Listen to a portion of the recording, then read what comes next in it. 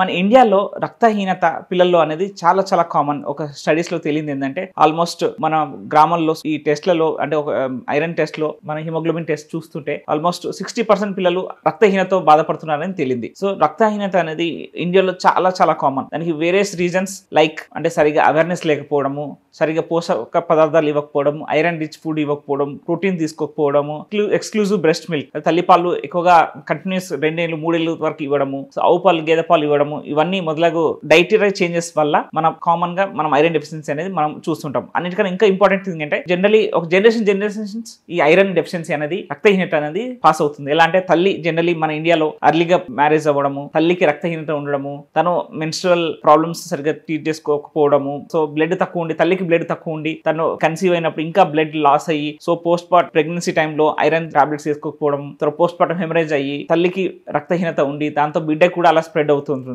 So తల్లి పాలు exclusive breast milk first 6 months వరకు బ్రెస్ట్ మిల్క్ ఇచ్చేసి దాని తర్వాత స్లోగా వాళ్ళు సాలిడ్స్ ఇంట్రొడ్యూస్ చేసి అందులో ఐరన్ రిచ్ ఫుడ్స్ లైక్ ఆకుకూరలు, సో బ్రకోలీ అలాంటివి పోషక ప్రోటీన్ లైక్ బాయిల్డ్ ఎగ్ కానీ పనీర్ కానీ అలాంటివి ఇవ్వకుండా ఎక్కువ ఎక్స్క్లూజివ్ మిల్క్ ఇస్తూ సాలిడ్ ఫుడ్స్ తక్కువ ఇవ్వడం వల్ల కూడా ఐరన్ డెఫిషియన్సీ రక్తహీనత అనేది చూస్తుంటాం.